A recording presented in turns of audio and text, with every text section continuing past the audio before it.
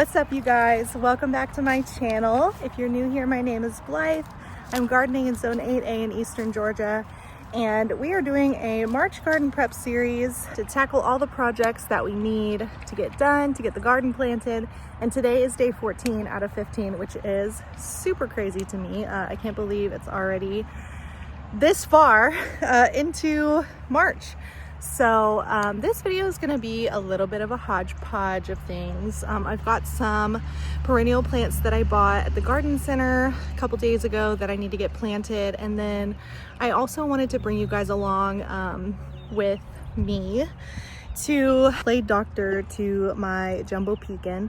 She has been dealing with some extreme foot problems recently, and so I'm going to kind of get her cleaned up a little bit today and get her feet wrapped up so that she can begin to heal a little bit better. I'm also going to be isolating her so that she doesn't try to keep up with the flock and move around too much, so that she can just rest and get off her feet and get better. But I am out here. I wanted to go ahead and show you guys.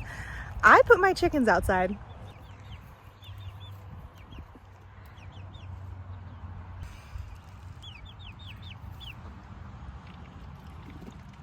So I know that it's not really recommended to put them out before they are fully feathered. And while I stand by that in most cases, I did not have a brooder big enough to keep them until they're fully feathered, which is about 6 to 8 weeks.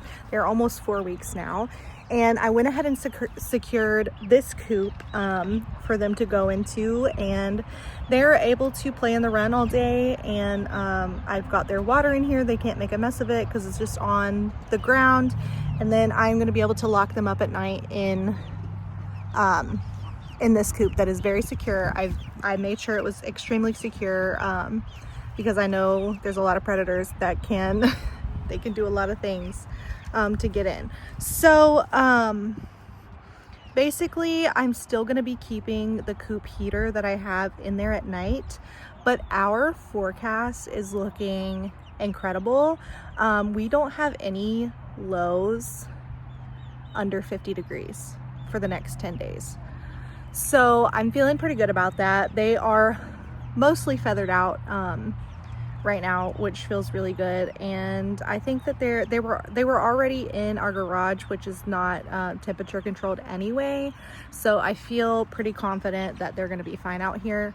Yeah, but I'm definitely going to be keeping a check on them. I'll come out here late at night, early in the morning, just to make sure they're doing okay, especially tonight, if tonight's going to be their first night in the coop, which I might change my mind. I might get a little nervous and bring them back inside. So we'll see. But yeah, so that's the plan, and that's where we're at for these guys. And then we are also going to be building a new duck and chicken coop, hopefully this weekend, if I can get my dad to come and help me. But if not, it'll be really soon, and I will make a video about that for you guys as well.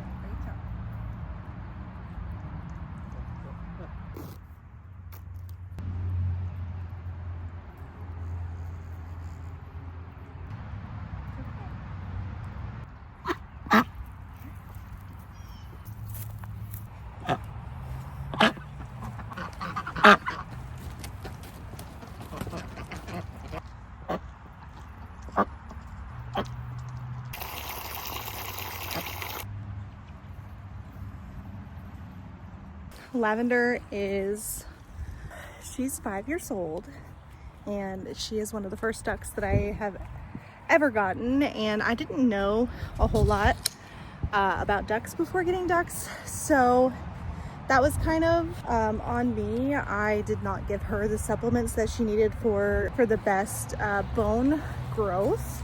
which unfortunately with her being a jumbo Pekin is pretty crucial for their quality of life. And like I said, she's 5.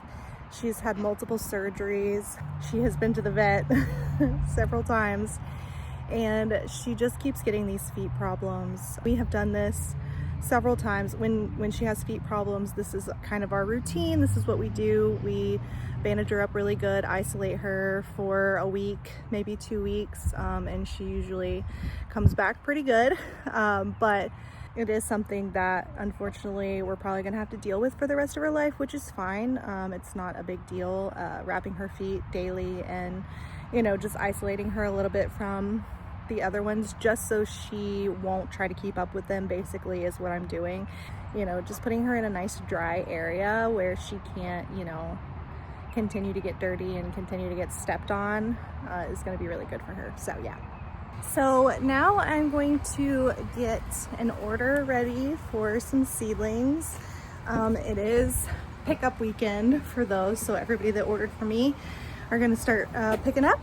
And so I'm going to go ahead and get those in a box and set them out for the lady that's coming to get them today.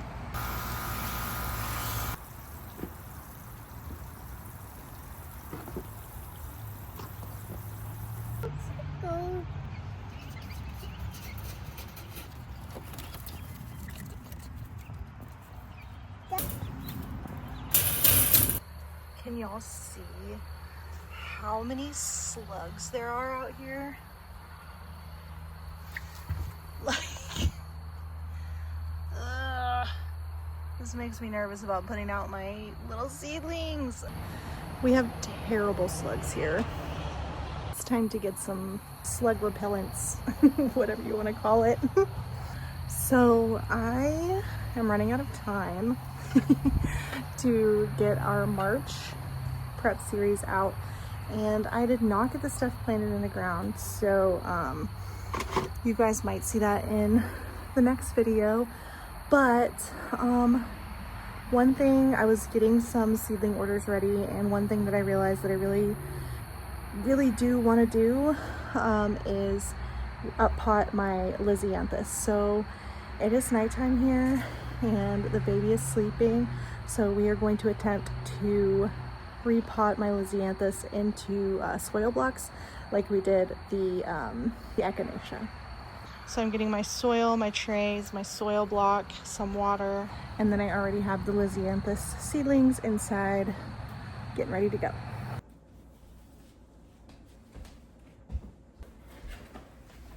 I really don't have a lot of them, you can see, so I'm hoping that one tray is gonna do it, but we'll see.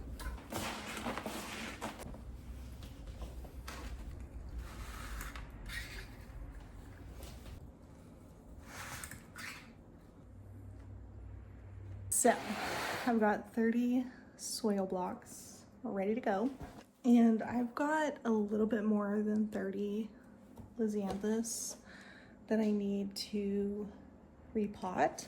So what I'm actually gonna do is just leave like 4 of each, you know, so 1 in each cell, and just kind of like move it to the middle so that it can kind of have its own space and get all the nutrients, and then just put the rest in the soil blocks.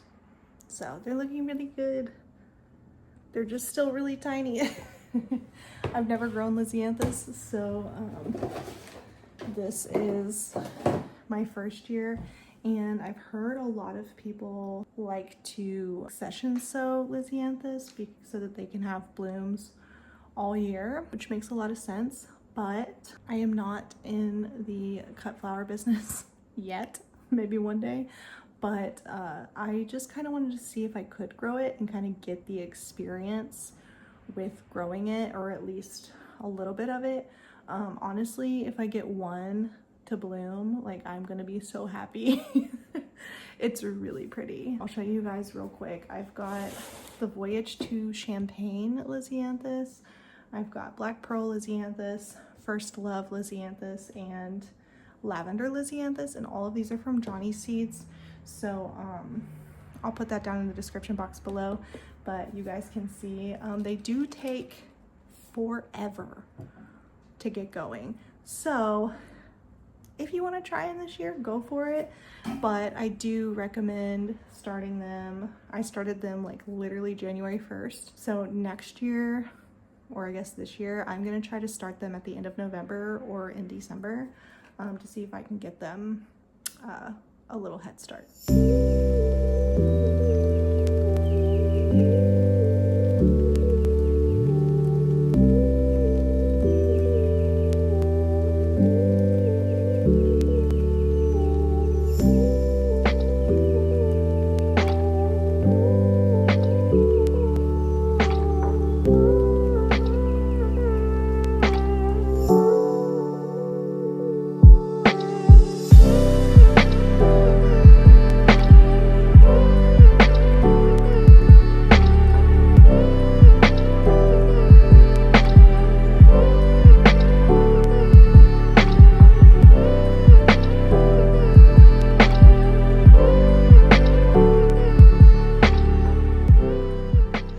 So we got them all done.